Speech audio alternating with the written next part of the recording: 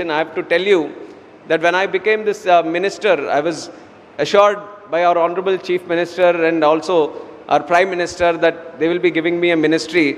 The expectations were many. Which ministry are we going to get? And many people were thinking about all the ministries, and civil aviation was never in the question. And when civil aviation was given, I was also slightly clueless on what the ministry is going to be and how do we deal with it, because I was also with the idea that maybe some other portfolio is going to come. There were other things in mind. But now I can proudly say that this is one of the best ministries that anyone can deal with. And the way the sector has been progressing in the last 11 years under the visionary leadership of our Honorable Prime Minister, I can stand here very proudly and say that in the whole world, this kind of success India has seen in aviation, no other country has seen. That is where we stand today. We are the third largest aviation market in the whole world. And the capacities that we are dealing with, 74 airports in 2014. 74 itself is a very huge number, and people would have said that we have 74 airports, good connectivity all across, so we can just slow down a little bit. But that's not what happened in 2014. Because our Honorable Prime Minister understands that if we want to achieve Viksit Bharat, if we want the country to grow both inclusively and exclusively, domestically and both internationally, connectivity is the key. You study any country across the world which have achieved tremendous success in the growth story of their country, then you would see that the propellant has always been logistics. Either road sector, railway sector, air connectivity or ports. One of these have been the major driving sector for any growth sector that you would have seen. So this was the understanding and this was the vision our Honorable Prime Minister had. And he has taken aviation as one of the core subjects, and he has given it such a good drive in the last 11 years that 74 airports in 2014, now we are 164 and counting. That is the magnanimity of the growth that we have seen in this country. Now with 164 airports also, I would also like to simplify my speech and just give you a little bit of insights into what we are going ahead with. We have seen tremendous success in the last 11 years, but what we want to see is continue on that progress. 10 to 12% growth rate, that's what we are seeing in civil aviation today. So on one stage, we want to continue the growth story that we have achieved. And on the second side, while we are going, we want to transform the sector also. As we are transforming, we see in terms of the services that we are giving to the passengers and in terms of the manufacturing ecosystem that we have in the country and the future technologies which have the capacity to change the way we are seeing and visualizing civil aviation. All these things we want to have the platforms built in the country itself. So as we are progressing, we want to transform the sector also. I've given you the number of airports that we have seen in the country and some other statistics. If you see in 2014, there were around 1.8 lakh domestic passengers in the country. And today we have on an average of 4.6 lakhs, kind of 3 times, 1.8 lakh to 4.6 lakhs today. And almost 5.3 lakh people flew on November 10th. 5 lakh people traveling in a single day in any country seems to be the magic figure. It is an achievement where most of the countries are like ambitious to achieve that, but every other week we are touching the 5 lakh number today, and on November 10th we hit the highest point of 5.3 lakh passengers. And domestic passengers from 6.7 crores in 2014, we have grown up to 7.2 crores.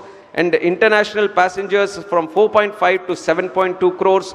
Domestic flights, the number of flights that are moving around is from 6 lakhs in 2014 to 11 lakhs in 2024. And the international flights, the Indian carriers are 1.1 lakh flights in 14 to 2 lakh flights in 2024. So if you look at all the numbers, they have kind of doubled in the last 11 years. So the push has been not only to build the infrastructure and the ecosystem, but whatever existing infrastructure is going to build on the capacity, we have tried to expand it and do it. And that is the vision that we have for the future. Like I've said, we are at 164 airports today. So how do we move ahead in the future? We are seeing that India has come to a position where we have to rethink on how we are looking at airports. Till now, when we are looking at an airport, we are packing up 1,000 acres or 1,200 or 1,500 acres of land, and we are saying this is where the airport is going to come. It's going to have a runway which is where the big flights are going to come, small, everything is going to come, and then there's going to be a terminal, big terminal, and all those things. But now we feel India should move into the idea of having hub and spoke model. So we have the metropolitan airports where they are going to be the hubs like Delhi, Mumbai, Chennai, Hyderabad, Bangalore, Kolkata, these are the major airports that we have which are handling crores of passengers every year.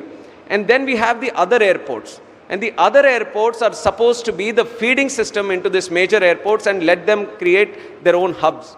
So when we are trying to do this, then we have come up with the model saying that, see, when you are trying to build airports in the tier 2 and tier 3 cities, they don't need to have such big, huge land bank in this thing. So what we are trying to design now, in the way we are looking at airports is, we are going to classify them as mega airports or large airports. Then we will have medium airports and the small scale airports. So once the idea around building an airport, we have these different sectors, then we can go with the idea of how much land is required for that airport. Suppose it's a tier 2 city. No matter how much you want to grow the passenger capacity, there is always going to be a mega airport which is close by, where it is more convenient for people to travel from there to any part of the world or the country. So it is easier to start and have a small airport itself. Then how do we construct the small airport? So what is going to be the ecosystem? What are going to be the parameters? What kind of flights are going to come? What is the terminal building capacity that you want to handle? So an interesting intervention that we are trying to do now for the future airports that we are going to build is classify them as large, medium and small airports. And the other introduction that we are doing is cargo airports also. We believe the unutilized sector in the Indian aviation market today is how we are imagining the cargo sector. We don't have the policy of immediate courier of things where you want to see them done in 24 hours. If you have had the experience of United States, then you have the express delivery.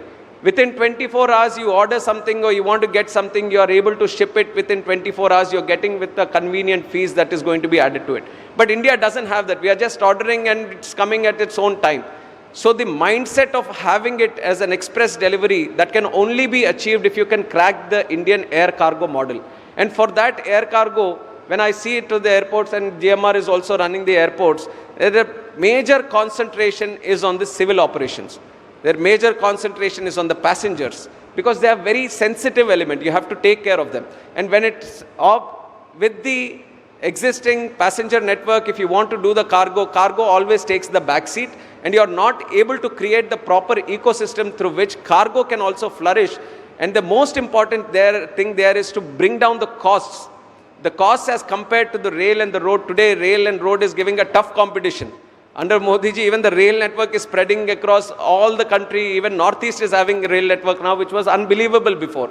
And you are seeing the roads also, how Gadkari ji is expanding 2 lane to 4 lane, 4 lane to 6 lane, 6 lane to 8 lane. So everything is getting faster, all the other networks. So only way we can compete with the existing networks in terms of cargo is how do you make it more economically viable. So to crack that model, we also felt that you somewhere need to have cargo airports. This is what happens in the US, where FedEx has a separate airport just to handle cargo. And with an ecosystem, with a population of 140 crore people and such huge economic demand and big GDP country that we have, why can't we have cargo airports? So that is one intervention that we are going to do. We are going to select some areas dedicatedly and make them cargo airports. And also in the existing airports. Now what do we do with the existing airports to prepare cargo? So now you know that our Honorable Prime Minister, just to promote products according to the region, he has started one district, one product. So we are trying to streamline the ecosystem in a district so that all the people who are there get connected to producing or developing or creating a certain product, and that gets connected to the whole ecosystem there, and that specialization and the expertise in developing that product comes in that area.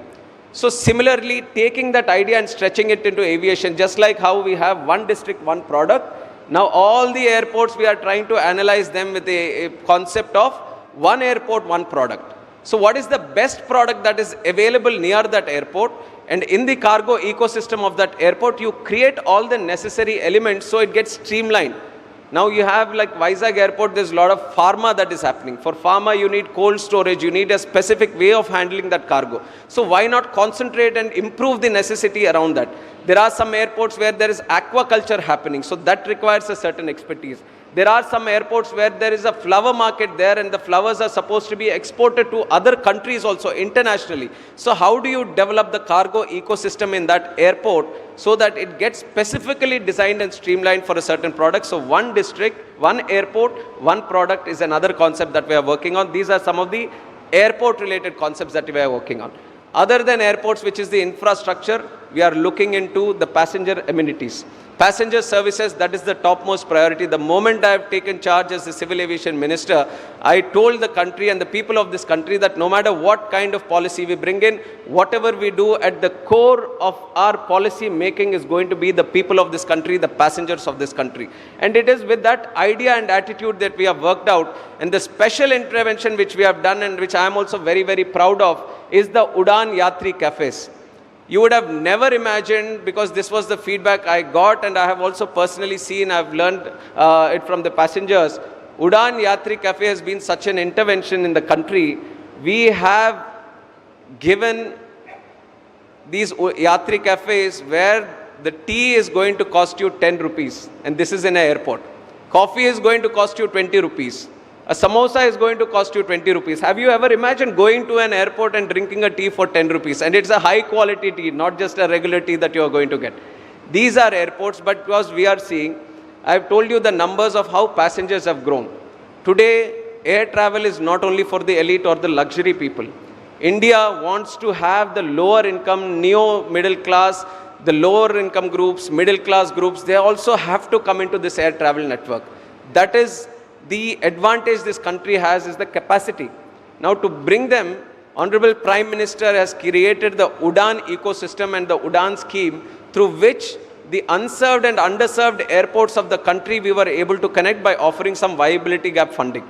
And through that, tier 2 cities, tier 3 cities, where there was a challenge of connecting the flights to those cities, now they are properly connected, well connected to the large cities and the other tier 2 cities. Now the other problem that we started experiencing in that is when these lower income groups are coming into the airport, they were finding it challenging to buy something if they are extremely hungry. The kind of prices they were having at the airports, then they were finding it extremely challenging for them to buy something. Then we thought there was an intervention that is required here, and we started the Udan Yatri cafes. We started one in Kolkata airport last year, and the celebrations of 100 years of Kolkata airport, and the kind of success we have, the response that we have achieved from the people was tremendous and unbelievable. It was the top sales store in that airport itself, which was the Udan Yatri Cafe. And then we started getting calls from all airports that we want a Udan Yatri Cafe here and there, and we have been doing it consistently in all the airports, and that is one intervention that we are going to do. In all the airports in the country, wherever you go, you will find one Udan Yatri Cafe where tea is going to cost you 10 rupees, coffee is going to cost you 20 rupees. So that is the intervention that we are bringing in the Indian airport system. And the second thing that we want to do, an initiative, very small initiatives, but this is how much we are trying to care for the travel of the passengers. There is a concept called Flybrary. This was started in Bhubaneswar airport. So there is a rack where there are books. So these are all free books that the airport is giving it to you. The rack is there.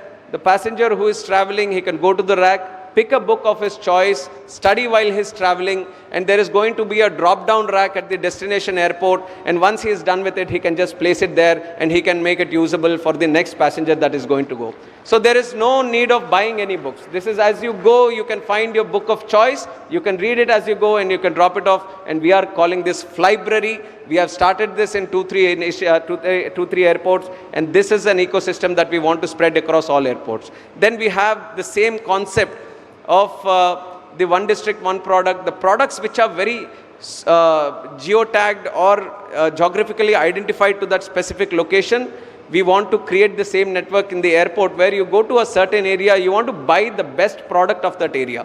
And you want to buy which is locally made by the women that are there, by the self-help groups that are there. So we are bringing in another concept of having these local stores which is going to sell you the local products. So these are some of the initiatives. And then we have play areas also in the airports which are dedicated for the children that are going to come there. So all the service-oriented activities, we are going to transform them so that it becomes more convenient for the passengers who are traveling. One thing we all see when we are going to the airport, we are going through the traffic, we are trying to catch the flight, there shouldn't be any delay. No, we hope that the gates don't close by the time you go there, and you probably want to go a little bit early so that you can buy that extra meal in the airport and eat something. So it is always a very anxious affair.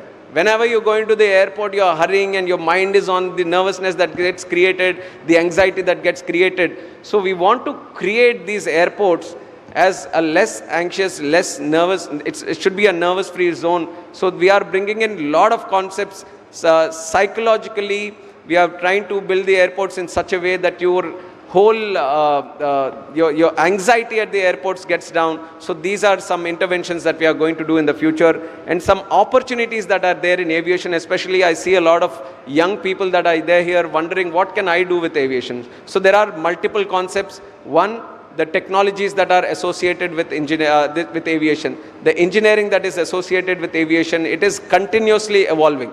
When there is an upgrade in technology, the first sector that gets affected, or the first sector where there needs to be a change, is aviation. So there is a lot of opportunity for tech-related people to continuously associate with this sector and bring in new technologies, right from dealing with the aircrafts, their movement, traffic control, and right from operating in the airports, creating digital twins, creating a better model ecosystem for flow of things in the airports, and many other areas where technology can do a change. So this is one area where people can work in. And the second thing is manufacturing. We have an ecosystem of around 400 to 500 MSMEs who are supplying global standard products which go into the manufacturing of an aircraft, like Airbus, Boeing, Lockheed Martin, and other engine manufacturers. They are all procuring now components from India. So this is a major change that we have brought in the country under the leadership of Honorable Prime Minister. We have made the country an attractive destination for manufacturing. With the idea of Atmanirbhar Bharat, we are developing the whole manufacturing ecosystem into a new level where people are willing to trust India to get their products manufactured here. So we have $2 billion market right now where the aerospace components, aircraft components are getting manufactured here. By 2030, we have a target that this should go up to $4 billion, and we are very much on the track. And this is an area of investment that people can make to explore and see how you can use this ecosystem that is getting built up and make more parts which go into the aircrafts. So this is one area. And then from the ministry, we have another goal, a prime goal of having a full aircraft designed and manufactured in the country itself. That is a long-term goal. It has been there for a long time, but no considerable filling up of the gaps. But now we see that India has come to the stage where we can manufacture, we can design, we can maintain our own aircraft today. So that is one area we are actively working on. I want to see more investment coming into this area of manufacturing either components or either aircrafts. I see a lot of interest in this area, so that is one area where people can look into in the future also. And there are new technologies that are there. Drones, you have all seen, our Honorable Chief Minister also continuously talks about it. Civil operations, defense operations. You have seen in Operation Sindoor how important it is for a country to have their drone ecosystem in a very strong and very comprehended manner. And now defense sector, we are seeing a lot of investment in drone sector, and also civilian operations, because the ground level utilization of drones from agriculture, sanitation, law and order, construction, land management, there are numerous amount of advantages that drones have. So drone infrastructure is something which we are actively looking in for investments, and the state government has been very active in making the drone city, which is going to attract more than 2,000 crore investment in the 300 acres that has been designated. One advantage the Kurnool drone city is going to have in Andhra Pradesh is that it is going to have a dedicated sandbox. One challenge we are finding with the drone industry is that once they product, it is very difficult for them to go and test it.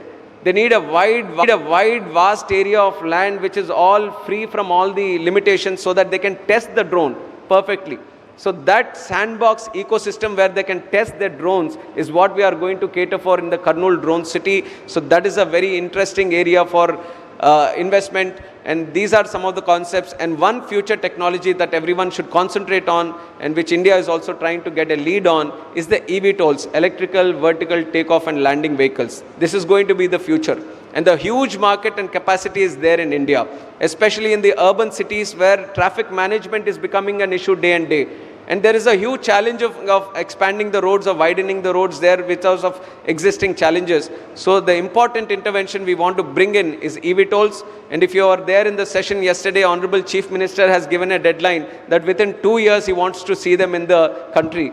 And the one reason he has put the deadline is because I am the minister who is handling it. He has taken the goodwill of announcing it, but we are very much on track. We are very much on track for seeing EV tolls in the country within 2 years, but that is a very strategic and important area of investment that people can look into. So technology, future technologies like drones and EV tolls, manufacturing and MRO ecosystem, these are some of the other verticals in aviation which are continuously going to grow, and we are going to see huge investment in that area.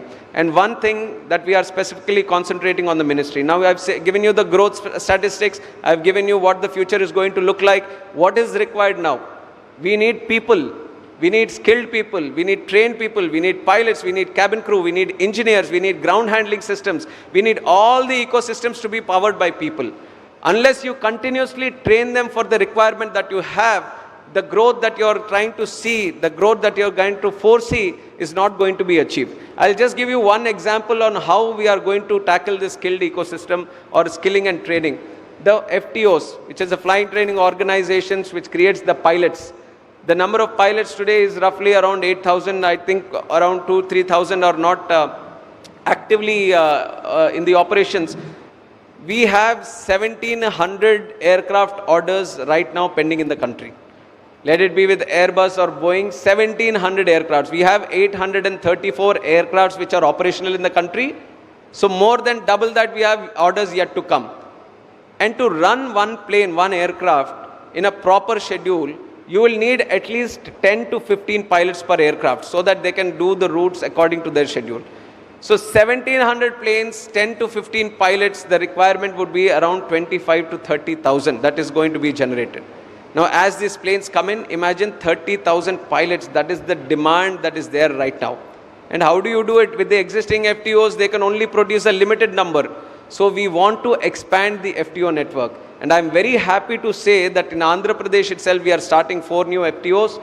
2 in Kurnool Airport. Today we just had an MOU for Rajahmundry Airport. There is one interested party for Vijayawada Airport, and we are going to do that more and more. So training and skilling is one area which is very, very attractive area for investment, and also someone with that interest to deal into. So ground pilot training, ground handling, engineers, all these sectors there is a huge requirement. And there is also another problem in that area which we have to tackle it right now. The Gulf, the countries which are surrounding, they are also expanding now. They all see that aviation has a huge multiplier effect. One job in aviation creates 6 jobs in other sectors. It has a direct impact in other sectors. One job you create in aviation, 6 other jobs get created in the economy. This is IATA's figure of 1:6 multiplier, but when they came and saw India, the Indian multiplier effect is 15. One job is in aviation is creating 15 jobs in the direct and indirect sectors. So that kind of impact aviation has, it is very, very important for us to train our individuals and to have the skilling and training and ecosystem also perfectly done in the country. So these are various aspects that we are looking into. And on top of that, cargo. Today has been a very special day for aviation. Cargo, we are starting the Visakhapatnam International Cargo with APIIC, I-Class and APTPC. Thanks to all of them who have come together and going to start the Visakhapatnam Air Cargo today. And also we have started the flight operations from Vijayawada to Singapore today. Today was the first flight that happened. We couldn't go because the session was here, but there was huge excitement for people who were coming from Singapore and especially Australia or west coast of the United States of America. They were finding it very challenging to come to this side of the country. And now with the connection of Singapore to Vijayawada, that is going to be a huge beneficial for the international diaspora, the Indian diaspora that is there in Singapore. Vijayawada connected to Singapore now.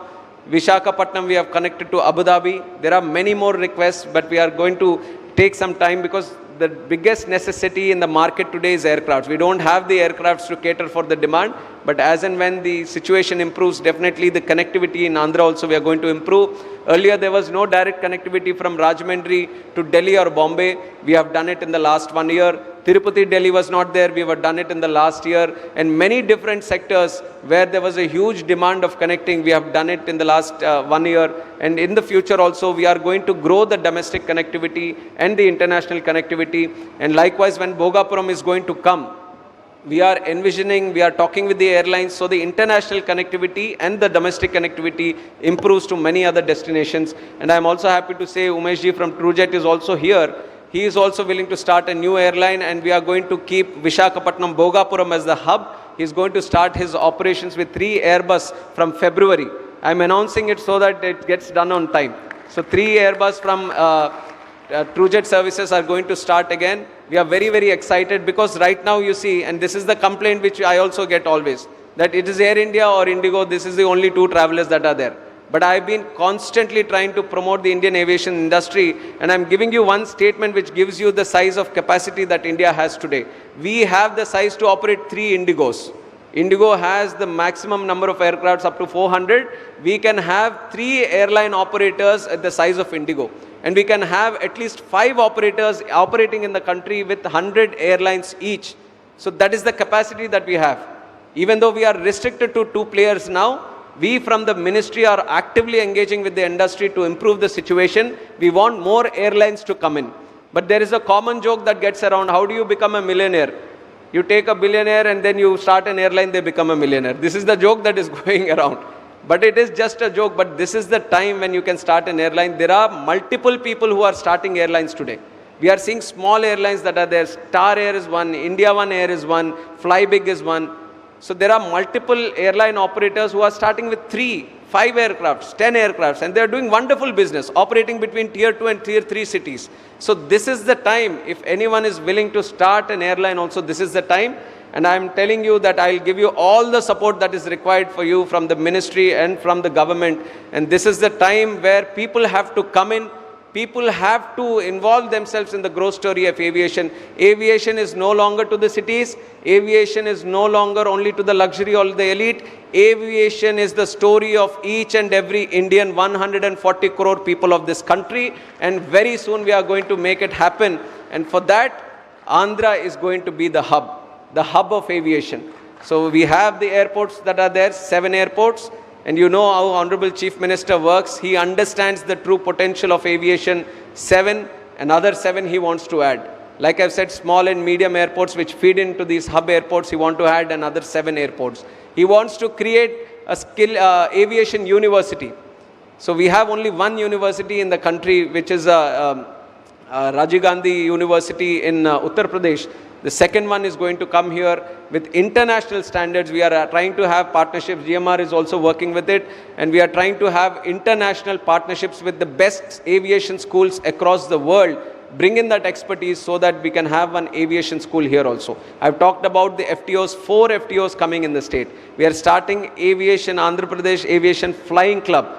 All the MRO is going to come in Bhogapuram.